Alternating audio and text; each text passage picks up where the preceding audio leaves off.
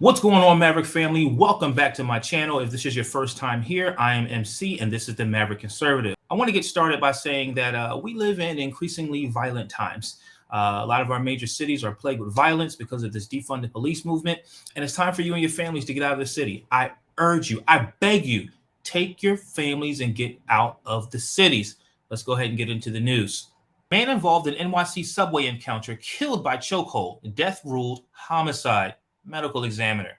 A man who had been shouting at people aboard a New York City subway train died after fellow riders tackled him and one put him in a chokehold that lasted until his body went limp, according to police officials and the video of the encounter. Jordan Neely, 30, died from compression of the neck, the city's medical examiner determined Wednesday. Do you see how that last sentence there actually frames the article? News outlets do this all the time. They know exactly what was going on because there was multiple eyewitnesses there, including a video that you're about to see. And you can actually hear firsthand from the gentleman that actually took the video as far as what was going on, with that deadly encounter. Let's go ahead and get into it. Another story we're following tonight is out of New York City. It involves a fatal chokehold on a subway car. A witness says a man was acting erratically and threatening other riders when someone who was also in that car stepped in and restrained the man, putting the alleged attacker in a chokehold to restrain him even more. And eventually the man died after being taken to the hospital. So was this a case of someone protecting others, maybe even saving lives, or an out-of-control vigilante? You see how it says that there was an eyewitness there, but the article that I just read you said it was unclear why, but an eyewitness actually just shared with you what's happened. This man was actually being erratic and so forth. So let's go ahead and finish. Who caused a homicide. Valerie Castro has the latest, and we want to warn you, the video is disturbing. Tonight, a deadly chokehold on the subway in New York. Where are the cops? Igniting a debate about when citizens should step into a volatile situation. A witness telling WNBC the 30-year-old man on the floor was acting desperate and aggressive, making people feel threatened before the incident. That's when a 20 There you have it. He was being aggressive and making people feel threatened before all of this even happened. 4-year-old man stepped in and put him in this hold for minutes. Left unconscious, which is how police found him before taking him to a local hospital where he was pronounced dead, according to the NYPD. There is no known video from before the incident, but the northbound F train in Manhattan was filled with strap hangers Monday afternoon, according to Alberto Vasquez, who recorded the video. He says he noticed the 30-year-old board the train. The man got on the subway car and began to say a somewhat aggressive speech, saying that he was hungry, he was thirsty, and that he didn't care about anything. He didn't care about going to jail. He didn't care if he gets a big life sentence, that it didn't even matter if he died. Vasquez says the rider's actions worried, even scared him, wondering if the man could be armed. He believes others around him were also in fear. New Yorkers grappling with whether the man who put him in the chokehold is a hero or a vigilante.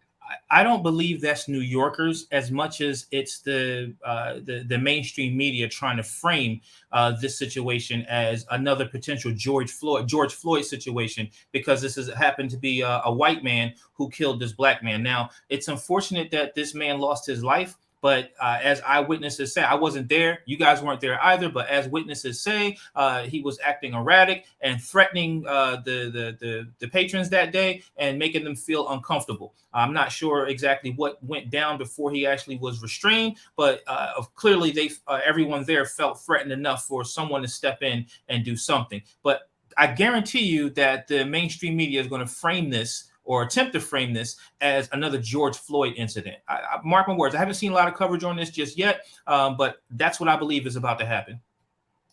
I found it to be disheartening. Do you think if he had not passed away, someone might have hailed this person as a hero for intervening in a situation like that? I do. Yeah, because, the trains are a scary time right now, and sometimes you need to step up. But if he put him in a chokehold for more than 15 minutes, that's not self-defense anymore. That's just murder. A group of protesters today calling for the man who intervened to be arrested. Make them know they're wrong! A former chief of department at the NYPD says people have... Who's there? Who is she talking about, since it wasn't the police who actually did this? Make them know they're wrong. Who is there? I have an idea, or I have a feeling I know who she's speaking about. And quite honestly, I feel like that's a racist statement that she just made. But that's just my opinion. Let's go ahead and move forward. The right to defend themselves and others. They have a right to take action as an individual on that train to prevent someone from being assaulted. The witness Vasquez telling WNBC the hold went on for about 15 minutes, adding it didn't appear at the time that the intervention was life-threatening. We never thought he was in a situation where he was going to die, because at that moment, we surely would have intervened to try to get this person to let him go. Police say the 24-year-old was questioned and later released. The city's medical examiner determining the death was caused by the chokehold. Police haven't identified either individual, but WNBC reached out to the 24-year-old and he declined to comment. The incident striking a chord with New Yorkers who deal with tense situations on the subway often. I think the cops are getting a bad rap because they're not the ones that should be helping out with mental patients, people that are mentally impaired. The late man's friend recalling his struggles. The thing that he was guilty of mental issues, and he was guilty of being homeless. All right, guys, I'm going to go ahead and get into my final thoughts. You've seen that. You heard that.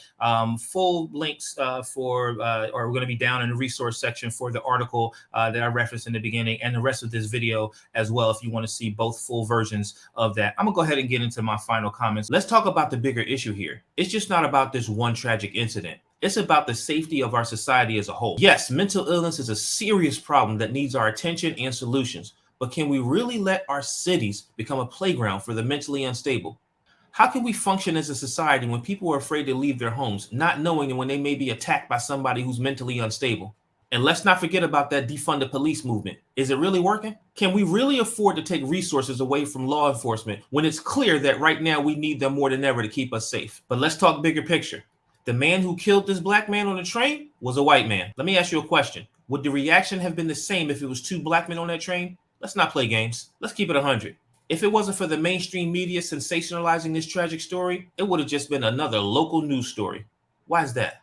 I hope this young Marine is not sacrificed by the court of public opinion. We need to look at the facts and not just jump to conclusion based off of emotion. I'm telling you, this is what they want us to do. Off that, if you have a family and you live in a city, I urge you to leave. Get out of the cities. The policies being implemented by our local leaders are not benefiting us. They do not allow our families to thrive. But when you do leave, make sure you don't vote for leaders who will bring those same destructive policies to our new communities. We don't need that. But these are just my thoughts. Let's have a conversation about how we can make our society safe for everybody.